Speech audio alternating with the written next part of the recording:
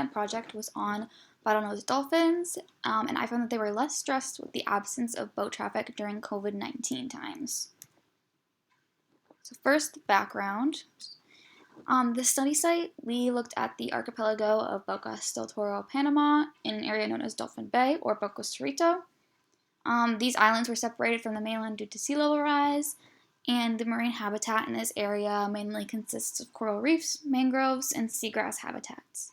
And it's called Dolphin Bay because it has a resident population of bottlenose dolphins year-round. So bottlenose dolphin acoustic communication, they use echolocation clicks, which are mainly for foraging, and they look like that spectrogram on the right. And then they also have whistles, which are distinct high-pitched signature sounds, also known as signature whistles, and they can be used to identify mother-calf pairs, and they also function in individual identification, almost like a name. And that is in the spectrogram on the left. So bottlenose dolphin responses to stress. We know that there is a presence of frequent tour boats in Dolphin Bay, not during COVID times, because ecotourism is highly profitable there, and it has both economic and conservation benefits for people in Panama. The impacts on the resident dolphins, they are prone to injury or death due to boat strikes. They've found that time spent socializing and foraging is greatly reduced when there are boats around. They have to have more energetic consequences to flee the boats, and then also stress, which is reflected in the number of inflection points in their whistles. So the more inflection points that they have in their whistles, likely the more stressed that they are. And this is just an example of one of those dolphin watching tour boats in Panama. So my question in this was, because tour boats are not present due to the COVID-19 pandemic, we can expect dolphins will be less stressed. This should be reflected in that they will have less inflection points in their whistles.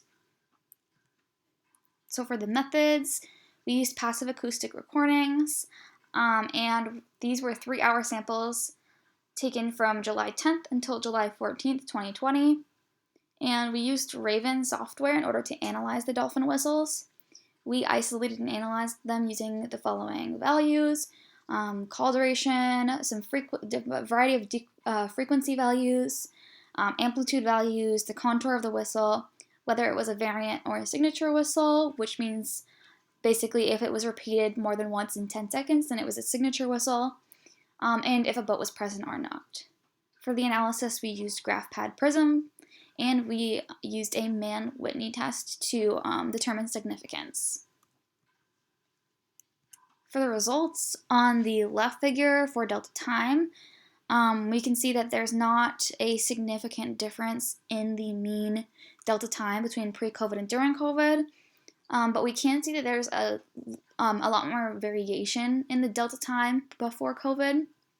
And then in the frequency figure on the right, we have all of the frequency parameters that we measured, and we can also see that there's not big differences in the means. However, there's a lot more variation in high frequency and delta frequency during COVID times. And then the most important figure is the inflection points before and during COVID. So we can see on the left that there are significantly more inflection points pre-COVID as compared to during COVID, and there's also a lot more variation. So basically what this says is that the number of inflection points is significantly different between pre-COVID and COVID time periods. So based on this figure, we can see that there's a lot more inflection points in the whistles before COVID, which is what we expected because there are boats around, and there are not as many boats around during COVID, so we would expect them to have less inflection points in their whistles. We also found that low frequency was significantly different, and ultimately my hypothesis was supported. Less inflection points in the calls during COVID times indicate that they're experiencing less stress. And the take-home message, stress has significant impacts on health, so it's energetically costly, it leads to trauma and shock, and ultimately it can decrease the longevity of an organism. Bottlenose dolphins play important roles in the ecosystem. They are apex predators and they control a variety of different fish and squid populations. And they're also economically important to Panama. They provide them a source of income in terms of ecotourism. And this research can be used to inform political decisions in terms of boat usage, referring to like the max amount of noise levels that are allowed from boats, when boats are allowed in and out of the area, also enforcement and compliance with boat usage, and then also improving the lives of dolphins while also allowing for income to be made for local Panamanians.